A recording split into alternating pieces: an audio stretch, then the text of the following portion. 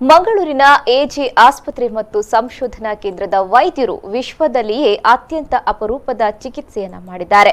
ಹೌದು, 2 ಕಾಲು ಬೇರ್ಪಟ್ಟ ಮಗುವಿಗೆ ಮೈಕ್ರೋವ್ಯಾಸ್ಕ್ಯುಲರ್ ಶಸ್ತ್ರಚಿಕಿತ್ಸೆ ನಡೆಸುವಲ್ಲಿ ಇದೀಗ ಯಶಸ್ವಿಯಾಗಿದ್ದಾರೆ.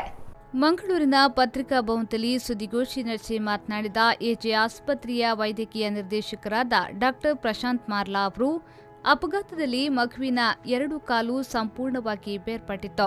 ಮಗುವಿನ ಕಾಲನ್ನ ಶಸ್ತ್ರಚಿಕಿತ್ಸೆಯ ಮೂಲಕ ಮರು ಜೋಡಣೆಗೊಳಿಸಿ ಎಜೆ ಆಸ್ಪತ್ರೆ ಸಂಶೋಧನಾ ಕೇಂದ್ರ ಯಶಸ್ವಿಯಾಗಿದೆ. ಸುಮಾರು 6 ತಿಂಗಳ ಕಾಲ ಆಸ್ಪತ್ರೆಯಲ್ಲಿ ವಿಶೇಷ ಆರೈಕೆ, ಗಾಯಗಳ ಚರ್ಮ ಕಸಿ ಚಿಕಿತ್ಸೆ, ಫಿಸಿಯೋಥೆರಪಿ ಇತ್ಯಾದಿಗಳ ಚಿಕಿತ್ಸೆಯನ್ನ ಮಗುವಿಗೆ ನೀಡಲಾಗಿದೆ ಎಂದರು.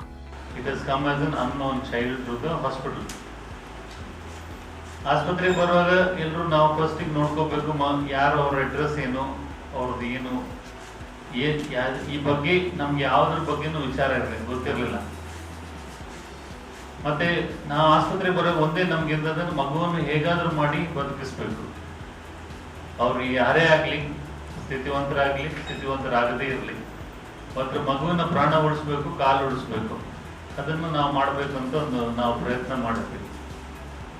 ಹಾಗೆ ನಮ್ಮ ಪ್ಲಾಸ್ಟಿಕ್ ಸರ್ಜರಿ ತಂಡದವರು ಮತ್ತೆ ಆರ್ಥೋಪೆಡಿಕ್ಸ್ನವರು ಸೇರಿಕೊಂಡು ಮಗುಗೆ 2 ಕಾಲುಗಳನ್ನು ಜೋಡಿಸ್ಬಿಟ್ಟು ಈಗ ಮಗು ನಡೆಯುವ ಹಾಗೆ ಆಗಿದೆ. ಅನಂತರ ಪ್ಲಾಸ್ಟಿಕ್ ಸರ್ಜರಿ ವಿಭಾಗದ ಮುಖ್ಯಸ್ಥರಾದ ಡಾಕ್ಟರ್ ದಿನೇಶ್ ಕದಂ ಅವರು ಮಾತನಾಡಿ, ಜಗತ್ತಿನಾದ್ಯಂತ 13 ಜನರಲ್ಲಿ ಮಾತ್ರ ಈ 2 ಕಾಲುಗಳ ಬೇರ್ಪಟ್ಟ ಮರು ಜೋಡಣೆಯ ಮೈಕ್ರೋವ್ಯಾಸ್ಕ್ಯುಲರ್ ಚಿಕಿತ್ಸೆಯನ್ನ ಮಾಡಿ ಯಶಸ್ಸು ಕಂಡಿದ್ದೇವೆ. ಮೊಣಕಾಲಿನ ಮೇಲ್ಭಾಗದಿಂದ ಕತ್ತರಿಸಿದ ಕಾಲನ್ನ ಯಶಸ್ವಿಯಾಗಿ ಮರು ಜೋಡಿಸಲಾಗಿದೆ. ಕ್ಲಿಷ್ಟಕರವಾದ ಚಿಕಿತ್ಸೆ ನೀಡಲು ಸಾಧ್ಯವಾಗಿದೆ. ಎಲ್ಲರ ಪರಿಶ್ರಮದಿಂದ ಈ ಮುದ್ದಿನ ಮಗು ಪುಟ್ಟ ಹೆಜ್ಜೆಯನ್ನಿಟ್ಟು ನಡೆಯಲು ಸಾಧ್ಯವಾಗಿದೆ ಎಂದು ಮಾಹಿತಿ ನೀಡಿದ್ರು. ಕೆಲವೊಂದ್ಸಲ ಅವರಿಗೆ ಮಗುವಿಗೆ ರಕ್ತ ಸಂಚಾರ ಹೆಚ್ಚು ಕಡಿಮೆ ಆಗಬಹುದು ಕಾಲಲ್ಲಿ. ಇದನ್ನೆಲ್ಲ ಮಾನಿಟರ್ ಮಾಡಲಿಕ್ಕೆ ಸ್ವಲ್ಪ ದಿವಸ ಬೇಕಾಗುತ್ತೆ.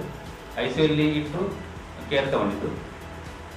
ಈ ಟೈಮಲ್ಲಿ because mother was not there, the entire baby was taken care by the staff. He became a darling of the ICU staff, and all these needs were taken care by them.